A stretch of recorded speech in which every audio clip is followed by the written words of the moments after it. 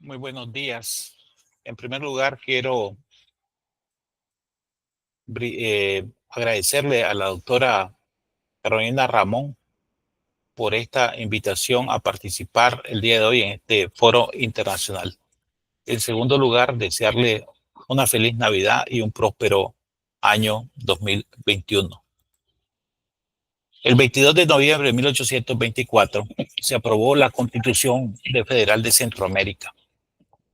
Se le atribuyen a esta constitución una serie de efectos que no son más que la consecuencia natural de la filosofía y la doctrina que le inspiraba a esta constitución. Y para comprender la actitud, la mentalidad del constitucionalismo, hay que tener en cuenta, en primer lugar, que en el periodo de organización institucional a inicios del siglo XIX, posterior a la independencia, no era posible en los pueblos latinoamericanos, en términos reales, la creación de un modelo de redacción de textos que derivaran de nuestra propia experiencia histórica y política, por lo que había de ser en cierta forma ineludible la adopción de fórmulas jurídicas importadas que resultado de la ideología que habían adoptado las élites nacionales venían coronadas de un gran prestigio intelectual, ideológico y político de los estados modernos, esencialmente de Francia y los Estados Unidos. Tuvieron así los primeros textos constitucionales y esencialmente la Constitución Centroamericana de 1824, una función programática, ritual y utópica. Las ideas que hicieron posible esta Constitución de 1824, como se conoce, son ideas ilustradas, ideas liberales. Sin embargo, tenemos de que en el artículo 11 de la Constitución Federal establece que la religión es católica, apostólica y romana. Sin embargo, las ideas que hicieron posible la Constitución Federal de 1824 responden a un patrón europeo norteamericano estructurado en los principios básicos del liberalismo político. Las ideas de la Ilustración fueron acogidas por las élites criollas para la formación institucional y quedó atrás el orden colonial. En este entramado institucional se estructura en base al principio de legalidad. La ley es el centro primordial de referencia, porque la ley es el Estado de Derecho y el Estado se legitima en el principio de la soberanía nacional. Esto da lugar a una estructura, a un ordenamiento jurídico jerarquizado, coherente y articulado. El derecho constitucionario no tiene cabida en este orden liberal. En este esquema no tiene cabida el derecho indígena constitucionario. No hay más cabida en este orden normativo que el de los estados modernos inaugurados con las constituciones de Francia y los Estados Unidos. La articulación rígida del principio de legalidad impedía cualquier posibilidad de pluralismo jurídico y el indio deja de existir como tal y pasa a ser un ciudadano, es decir, igual ante la ley. La modernidad jurídica implicaba un choque de los valores individuales frente a los valores colectivos y comunitarios. Y en segundo lugar, el choque del principio de legalidad ante la tradición de los pueblos originarios. Esta realidad pervive, por lo menos en Nicaragua, hasta la Constitución de 1987, donde se reconoce específicamente en el artículo 5 que los pueblos originarios y afrodescendientes de su propia identidad tienen su propia identidad dentro del Estado nicaragüense unitario e indivisible. De esta manera, el Estado de Nicaragua reconoce la existencia de los pueblos originarios y afrodescendientes que gozan de derechos, deberes y garantías consignados en la Constitución, y en especial los de mantener y desarrollar su identidad cultural, tener sus propias formas de organización social, administrar sus asuntos locales, así como mantener las formas comunales de propiedad, sus tierras, uso y goce y disfrute, todo de conformidad con la Constitución y las leyes. El pueblo de Nicaragua siempre ha sido de naturaleza multiétnica y es parte integral de la nación centroamericana, así lo indica el artículo 89 de la Constitución. Por su parte, el artículo 90 establece que las comunidades de la costa Caribe tienen derecho a la libre expresión y preservación de su lengua, arte y cultura. El desarrollo de su cultura y sus valores enriquece la cultura nacional. Por su parte, el artículo 180 de esta misma Constitución, aprobada en 1987, con sus sucesivas reformas, las comunidades de la costa Caribe tienen el derecho inalienable de vivir y desarrollarse bajo la forma de organización política, administrativa, social y cultural que corresponde a las tradiciones culturales e históricas.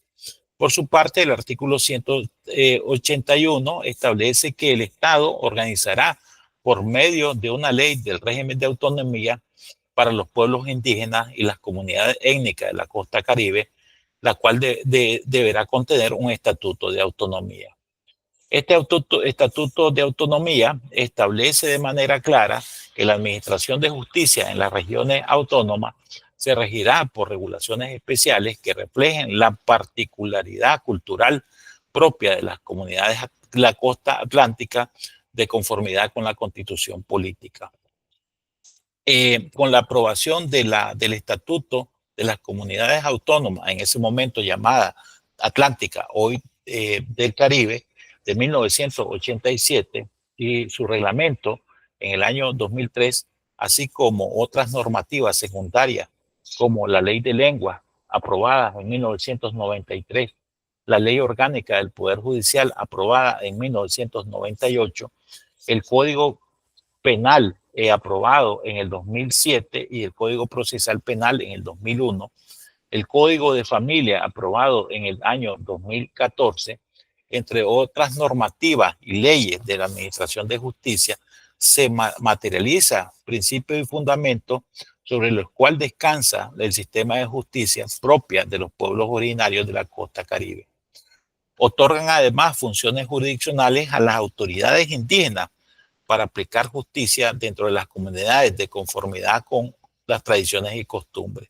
Así, el reglamento de los estatutos de la autonomía de la costa Caribe establece en el artículo 40 que las regulaciones especiales en materia de administración de justicia que reflejan las particularidades propias de la costa atlántica de Nicaragua se establecerá sobre las bases de la coordinación del Poder Judicial con los consejos regionales, autónomos y otras autoridades competentes. De igual manera, se establece las coordinaciones necesarias con los representantes de los poderes del Estado a fin de armonizar la aplicación de leyes nacionales y la Ley de Autonomía de la Costa Caribe.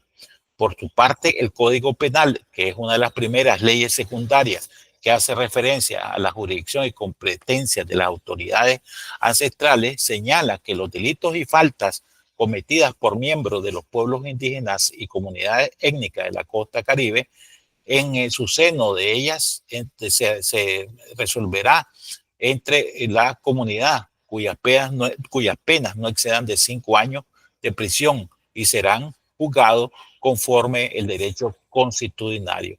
Por su parte, el Código Procesal Penal, aprobado en el año 2001, contempla el principio de oportunidad al establecer que además dentro del ámbito estrictamente penal, existen otras leyes que hacen un reconocimiento a las normas de los pueblos indígenas y afrodescendientes. Por ejemplo, el Código de Familia, en su artículo 4, establece que en el caso de los pueblos originarios y afrodescendientes, las autoridades territoriales y comunales también serán competentes y se regirán por las regulaciones particulares de acuerdo al derecho constitucional indígena y afrodescendiente. En las regiones autónomas de la costa Caribe Norte coexisten dos sistemas de administración de justicia, el estatal y el propio de los pueblos originarios. El sistema de justicia propio retoma las raíces y costumbres de los antepasados, sus formas de administrar justicia a través de una definición de derechos, obligaciones y sanciones y restauraciones administrativas. Así, la jurisdicción propia se refiere a la potestad de los pueblos indígenas y afrodescendientes de recurrir a la autoridad de instancias internas para dar solución a las controversias dentro de sus territorios. La administración de justicia propia se fundamenta en las tradiciones orales en las que destacan las normas de comportamiento público, definición de derechos y obligaciones, manejo y control y solución de conflictos y disputas y definición de cargos y funciones de la autoridad pública. El derecho indígena, al estar referido a las normas no codificadas ni escritas, por ser fundamentales orales, va de lo particular a lo general, demostrando, por lo tanto, flexibilidad en los tiempos, actores y manejos de situaciones particulares. En la jurisdicción indígena se cumplen las disposiciones constitucionales que establecen que la justicia emana del pueblo. Los mismos ciudadanos son protagonistas de las soluciones a sus conflictos ante el Huita, que sirve de mediador de autoridad deliberante en ese momento.